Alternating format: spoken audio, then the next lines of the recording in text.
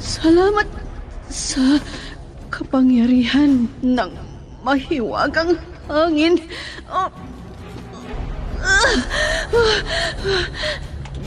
Nandito na ako sa kuweba. Aray ko! Manganganak na ako!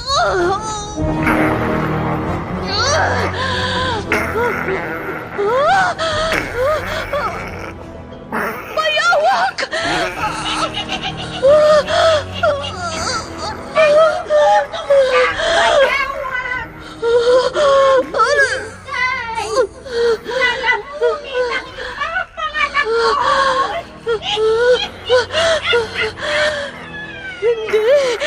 Hindi ko ipahihintulot.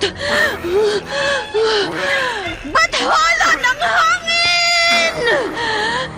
Iligtas mo ang lahi mo!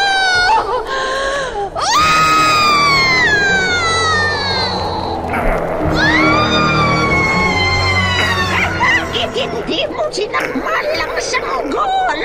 Ikaw, bayawak!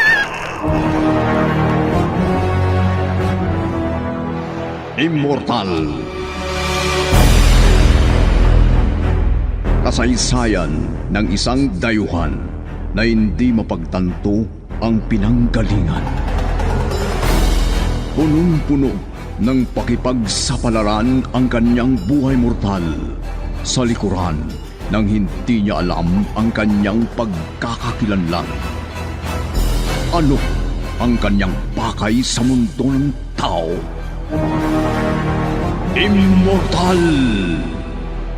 Naiibang nobela na inyong mapapakinggan sa oras na ito mula Lunes hanggang Sabado.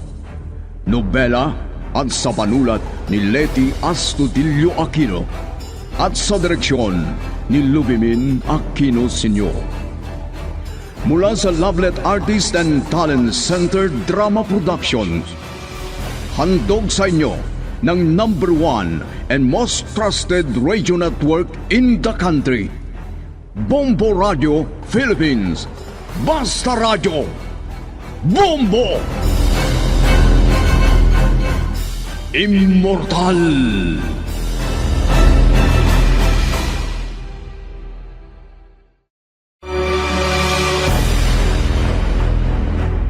Ang nakaraan. Inutos ng hari ng di napangalanan na mundo ng mga immortal na itago o ilayo ang babae na malapit ng mga anak para mailigtas ang isisilang nito dahil wala nang mapahintulutan na may panganak dahil magulo na ang kanilang mundo.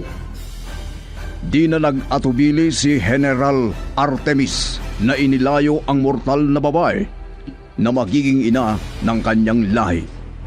Samantala, sa mundo ng tao, masaya ang magkamag-anak na Riana at Masa na magtutulungan para guminhawa naman ang kanilang buhay. Naging domestic helper ng mag-asawang may kaya sa buhay. Nakarating si Riana sa ibang bansa at nag-for-good naman si Masa na pumasok bilang katulong din dito sa Pilipinas. Ang dating amo ni Masa ang naging amo rin ni Riana. Nakarating si Riana sa pupuntahan nito at nakilala ang magiging amo niya. Nalaman niya na laging may sakuna o unos sa lugar ng mga ito. At ngayon, narito ang karugtong ng bago nating nobelang pinamagatang Immortal!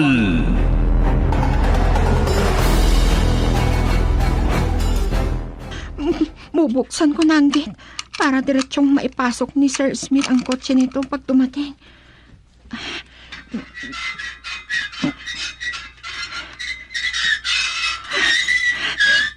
Ayan, nakabukas na. Ay! Lumalakas na ang hangin! May nagpapatulong. Titignan ko.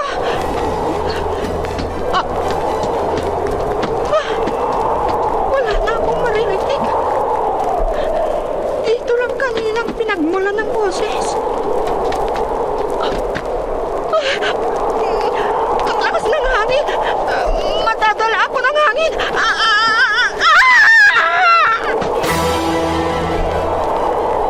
Ay, wala na si Rihanna.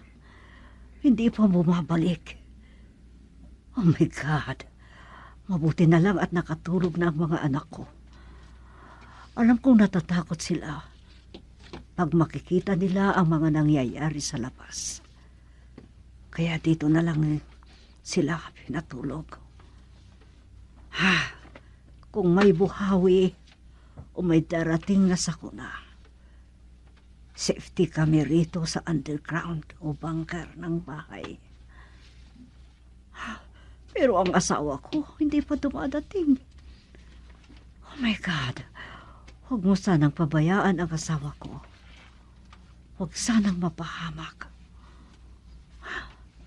Wala sanang masamang mangyayari sa kanyang pag-uwi. Pero si Rihanna, hindi na bumalik. Sinabi kong babalik agad. Basta mabuksan na ang gate. Pero bakit wala pa siya? Tingnan ko. Baka nandun pa si Rihanna. Pero malakas na ang hangin. Ano na kaya ang nangyari sa kanya? Diyos ko, kailangang makabalik ako sa bahay ng mga amo ko. Pero nadadala ako ng malakas na hangin. Kailangan makabalik ako. Hindi ako bibitiw dito sa aking kinakapitan. Ano itong nangyayari sa akin? Diyos ko, tulungan niyo ako.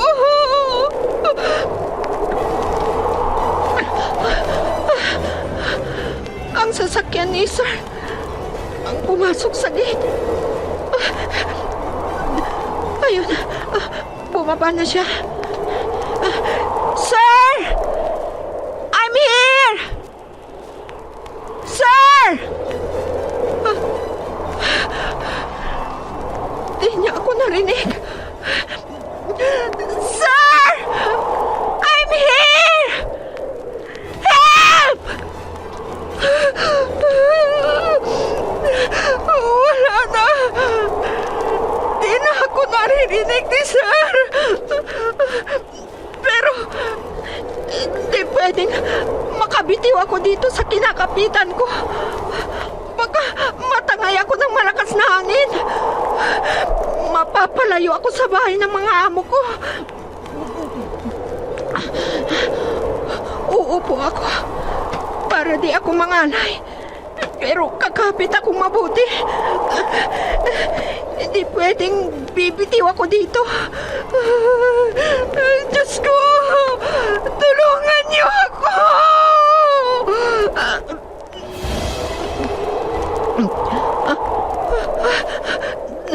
Ano yung nakikita ko na parang nasa tuktok ng mga gusali sa di kalayuan? Parang apa na pinaglalagyan ng ice cream na hugis. Maitim at parang usok.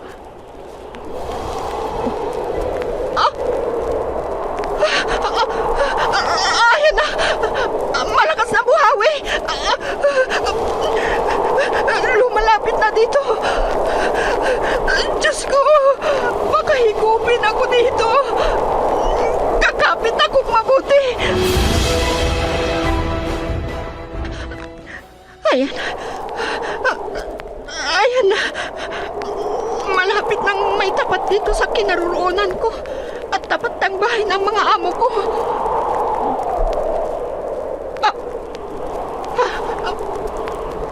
Parang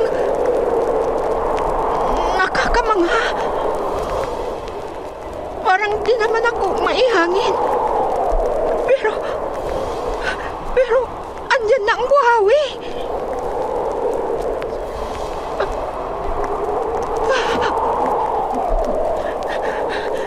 Malapit nang aabot sa lupa ang dulo ng maitim na parang apa sa lupa. At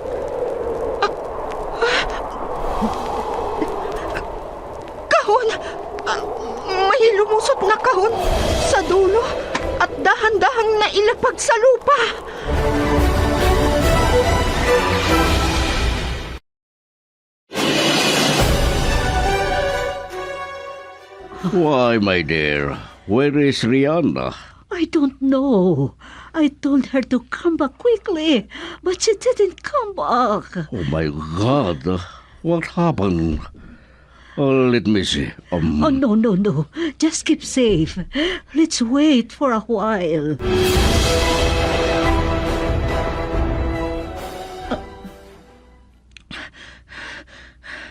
Wala na yung buhawi. Maraming salamat. Di ako na paano. Walang nangyaring masama sa akin. Dito sa kinapitan kong gate ng kapitbahay nila, doktora.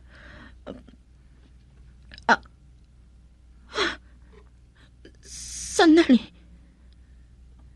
Nandun ang kahon mula sa maitim na usok na parang apa ng ice cream. Ano kaya yun? Ano kaya ang laman? Lapitan ko at titignan ko kung ano yan.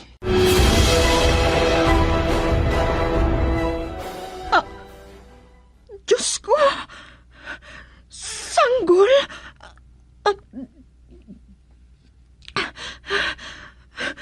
Anong ibig sabihin nito? Nakatulog. Maganda ang pagkakabalot. Kukunin ko. Halika na, baby. Ano ang ibig sabihin nito? Maliwanag na nakita kong nangyari. Nagmula ito sa dulo ng apa na maitim na parang usok at dahan-dahan na nailapag. Baby, mas mabuti siguro kung ibabalik kita sa kahon, ha? Safe kang matutulog dito.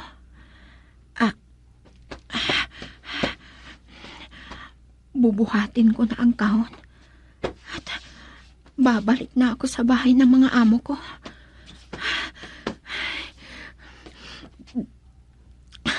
Maraming salamat at walang masamang nangyari sa akin at di ako tinangay ng buhawi o malakas na hangin.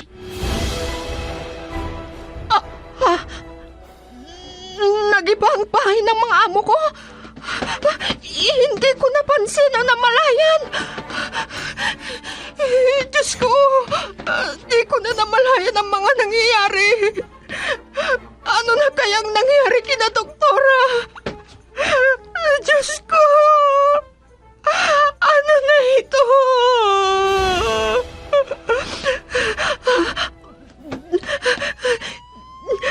Diyos ko, salamat. May magre-rescue. Oh, salamat at buhay ka, Rihanna. Akala ko kung may masamang nangyari na sa'yo. Nakakatakot ang nakita ko, doktora. Milagro ang pagkakaligtas ko sa nangyari. Grabe ang pag-aalala ng asawa ko sa'yo. Pero, ang bahay namin, grabe. Nasira na. Nagiba na. Nagulat nga ako nang makita ko, doktora. Oo nga. Teka, sandali lang. Ano yung kahon na dala-dala mo at sobrang ingat mong inilapag diyan? Ano po? Sanggol po na iniligtas ko. Sanggol? Saan mo nakita? Paano mo nailigtas? Nakapagtataka naman. Saan galing ang bata? Mamaya lang, darating na si Sir Kadon mo, Masa. Pero di ka naman kumikilos dyan. Siya ang mangunguna sa isang grupo na pupunta sa lugar ninyo. Titignan nila kung ano ang may tutulong nila sa mga biktima ng unos. Ang malawakang baha, dala ng malakas na bagyo. Ang lugar namin, kasamang linamon ng baha. Wala nang pamilya ko, madam. Ang mga magulang ko't mga kapatid ko. Mahabagin ng Diyos, Masa. Manalangin tayo. Anong malay natin kung nakaalis na sila doon bago nangyari ang unos? At sana nakapag-evacuate sila bago ang sakuna. Masama ang nagpaparamdam sa akin, madam. Wala na ang mga mahal ko sa buhay. Pakalmahin mo ang damdamin mo. Gaya ng sinabi ko, manalangin tayo. Kung ganon, hindi ka sasama kinagadon? Madam, hindi ko pwedeng iwan ang mga alaga ko. Oo nga, ano. Hindi ko sila kayang alagaan na mag-isa. Lalo na't makulit na si Aris. Yan nga po eh. 4 pa lang ang taon niya, pero makulit na. Mahirap ng alagaan, madam. Mabuti yung 1 taon pang kapatid niya. Hindi pa gaanong nakakagalaw. Sige na. Pakalmahin mo na ang pakiramdam mo. Manalangin ka at humingi ka ng patnubay ng puong may kapal, Masa.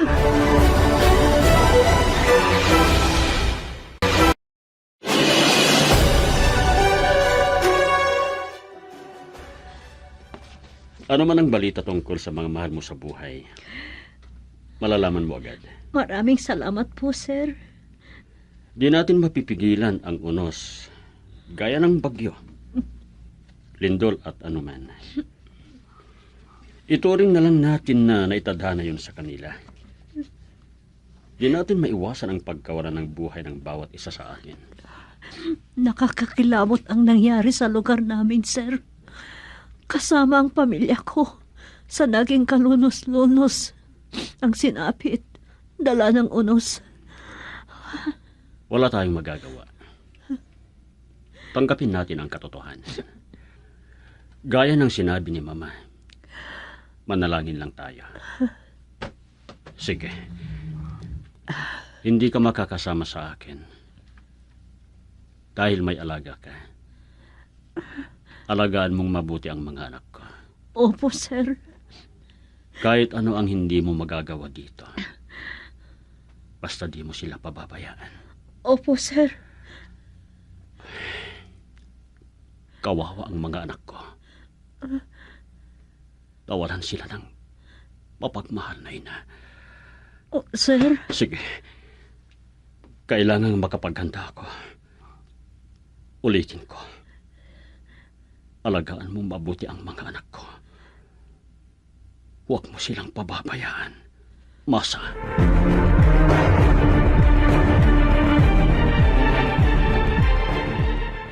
Isang politiko ang anak ko.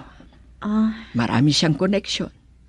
Kaya madali lang silang gumalaw para magbigay ng tulong. ganun po ba? Matulungin ang anak ko. Lalo na sa panahon ng kalamidad o unos. Mabuting tao si sir, madam. Oo, Masa. Pero kawawang mga apo ko. Maaga silang naulila sa ina. Eh, ano pala ang nangyari sa mama nila, madam? Hindi ko maunawaan ang mga pangyayari hanggang ngayon. Ha? Siya nga pala. Sa lahat ng gusto mong tanungin kay Sir Gadon mo, iyan ang iwasan mo. Ano pong ibig niyong sabihin, madam? Ayaw niyang ipaalala ang pagkamatay ng kanyang asawa. Nais niyang manatili sa kanyang isipan na buhay ang kanyang asawa. Ganon pala. Mahal na mahal niya si Veronica. Napakaganda si Ma'am Veronica. Buhay na buhay sa kanilang retratong mag-asawa sa sala. Oo. Life-size na painting yun na gawa ng magaling na pintor na kaibigan ni Gadon. Regalo niya kina Gadon at Veronica nung ikinasal sila. Ganun pala. Mahigpit ang utos ni Sir sa akin. Naalagaan kong mabuti ang kanilang anak. Oo. Wala nang pinakamalaga sa kanya kung hindi ang mga anak niya. Kaya alagaan mo silang mabuti. Sa totoo lang, gusto pa niyang kumuha ng kasama mong mag-aalaga sa mga bata. Dahil alam namin na mahirapan ka sa kanila. Pero ako ang nagsabi na kahit hindi na, at ako na ang kasama mong mag-aalaga sa mga bata. Madam? Malakas pa naman ako.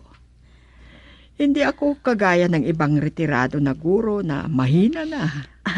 Oo nga po, ma'am. At saka bata pa ang hitsura nyo. Bata kayo sa hitsura kaysa edad ninyo. Lalo akong bumabata sa sinasabi mo. Totoo po ang sinabi ko, madam. Ay, siya nga pala. Bakit?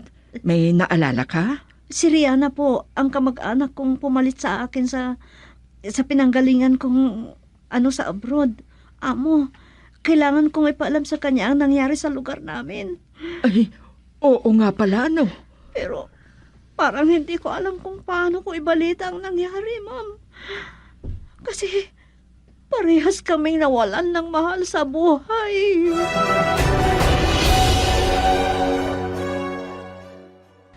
Pansamantala itong tinitirhan natin na bahagi ng bahay na hindi masyadong nasira, Rihanna.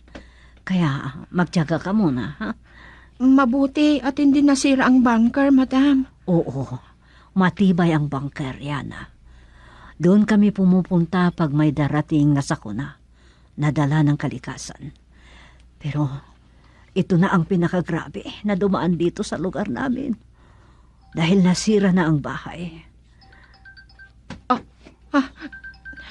May tawag sa akin si Ate Masa, madam. Kumusta na kaya siya? Sige, sagutin mo. Rihanna. Wala na sila. Wala nang mga mahal ko sa buhay. Ganun din dito, ate. Grabe ang nangyari dito. Rihanna. Wala na silang lahat, ate. Hindi lang ikaw ang nawalan ng mahal sa buhay, Rihanna. Hindi lang tayo. Marami tayong nawalan ng kamag-anak o mahal sa buhay dito sa atin. Wala na tayong uuwian. Rihanna, ipanalangin na lang natin na mali ang balita na nawas out ang lugar. Hinihintay ko pa ang balita o tawag ng amo kong pumunta doon. Ha? Pumunta doon ang amo mo, ate? Oo. Ay, hindi ko pala nabanggit sa'yo na isang mataas na opisyal ang amo kong lalaki. Ganun ba? Oo, opisyal sa gobyerno. At pakalmahin mo ang pakiramdam mo, ha? Tatawagan kita pag nakumpirma ko na kung anong nangyari o sitwasyon doon. Sige, ate. Tawagan mo ako, ha? Oo. O sige na, bye. Sobrang iyak ni Rihanna. Kung bakit ganun lamang ang kinahinatnan ng mahal namin sa buhay. Ano pala yung sinabi niya? Grabe din daw nangyari sa kanila doon. Bakit? Ano kaya ang nangyari?